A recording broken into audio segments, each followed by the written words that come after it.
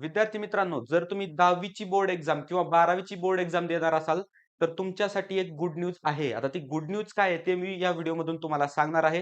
तत्पूर्वी फक्त चेक करा तुम्ही आपलं चॅनल सबस्क्राईब केलंय का? जर चॅनल सबस्क्राईब केलं नसेल, तर अगोदर चॅनल सबस्क्राईब करा. आता डायरेक्टली मी तुम्हाला नोटीसवर घेऊन जातो.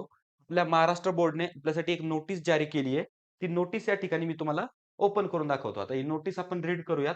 महाराष्ट्र राज्य माध्यमिक व उच्च माध्यमिक शिक्षण मंडळातर्फे फेब्रुवारी-मार्च 2026 उच्च माध्यमिक प्रमाणपत्र म्हणजे इयत्ता 12वी दिनांक 10 फेब्रुवारी 2026 ते 18 मार्च 2026 व माध्यमिक शालांत प्रमाणपत्र म्हणजे 10वी परीक्षा दिनांक 20/2/2026 ते 18/3/2026 या कालावधीत पुणे, नागपूर, छत्रपती संभाजीनगर, मुंबई, कोल्हापूर, अमरावती, नाशिक, लातूर व कोकण या विभागीय मंडळातर्फे आयोजित करण्यात आली आहे. आता हे तर आपल्याला माहिती आहे. मग नोटीस काय आहे? नोटीस पहा.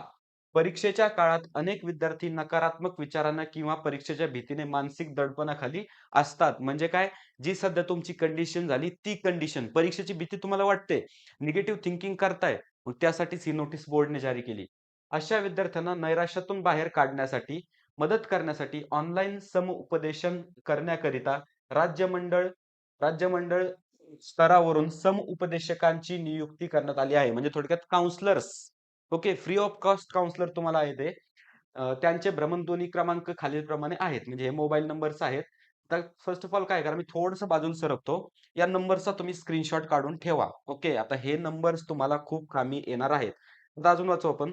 उपरोक्त भ्रमणध्वनी क्रमांक दिलेले उपदेशक लेखी परीक्षेपूर्वी परीक्षा कालावधीत सकाळी 8 ते रात्री 8 या कालावधीत विद्यार्थ्यांना भ्रमणध्वनीद्वारे म्हणजे मोबाईल फोनवर निशुल्क म्हणजे फ्री ऑफ कॉस्ट ते समुपदेशन करतील. मात्र विद्यार्थी, पालक यांनी परीक्षा केंद्र, बैठक व्यवस्था व प्रश्नपत्रिकेसमधील प्रश्न इत्यादीच्या समुपदेशकांना विचारणा करू नये याची नोंद घ्यावी.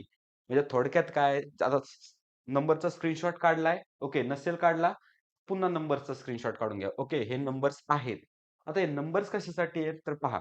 परीक्षा जवळ आली, सगळ्यांना भीती वाटते. सगळ्यांच्या मनामध्ये असंच असतं, की बाबा कसं होईल, कसं होईल, कसं होईल? मग त्यासाठीच तुमच्यासाठी महाराष्ट्र बोर्डने काउंसलर अरेंज केलेत. पण त्यांनी काय सांगितलंय?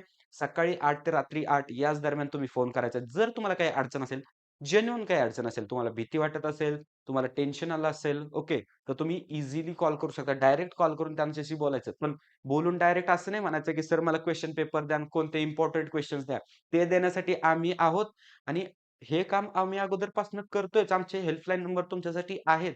तुम्ही एनी टाईम त्याच्यावर कॉल करू शकता. डिस्क्रिप्शनमध्ये मी हेल्पलाईन नंबर प्रोव्हाईड करतोय. माझा नंबर आहे, सरांचा नंबर आहे, सगळ्यांचे नंबर तिथं आहेत.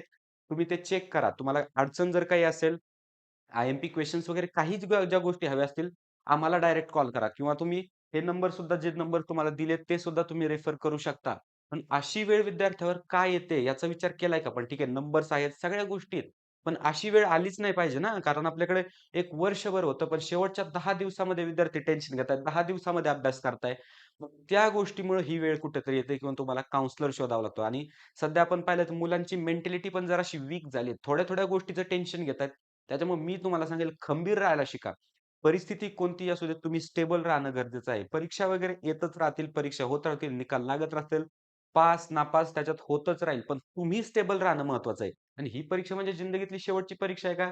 असं नाही. आत्ताशी तुमच्या परीक्षा सुरू झाल्यात. इथून पुढे तुम्हाला इंजिनिअरिंग करायचंय, फार्मसी करायचंय, मेडिकलला जायचंय, सगळ्या क्षेत्रात तुम्हाला नाव कमवायचंय, बरोबर? मग तिथं तुमच्या परीक्षा घेणार नाहीत का? तिथं तुम्हाला काउन्सिलिंगला कोण येणार आहे? ओके, तिथं तुम्हाला मदत करायला कोण येणार आहे? ठीक आहे.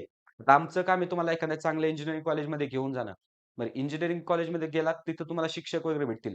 पण ज्यावेळेस खरी जीवनाची परीक्षा तुम्हाला द्यायची, तिथं तुमच्यासोबत कोणी नसणार आहे. त्याच्यामुळे तुम्हाला एकट्याला लढायचं आहे. त्याच्यामुळे आत्तापासून स्ट्राँग व्हायला शिका. बरोबर? हे नंबर्स आहेत त्याचा नक्कीच तुम्ही चांगला उपयोग करा. फक्त विनाकारण फोन करायचा, टाईमपास करण्यासाठी फोन करायचा, लागतोय की नाही फोन हे चेक करण्यासाठी फोन करायचा. तर असं बिलकुल करू नका. जर तुम्हाला जेन्युइन काही डाउट असेल, तर त्या नंबर्सवर फोन करा. मी पुन्हा एकदा तुम्हाला नंबर्स दाखवतोय. हे पहा, या ठिकाणी हे नंबर्स आहेत. टोटल 10 नंबर तुम्हाला दिलेत. ज्या नंबरवर फोन लागेल त्या नंबरवर तुम्ही फोन लावा. 10 नंबर्स दिलेत. ओके.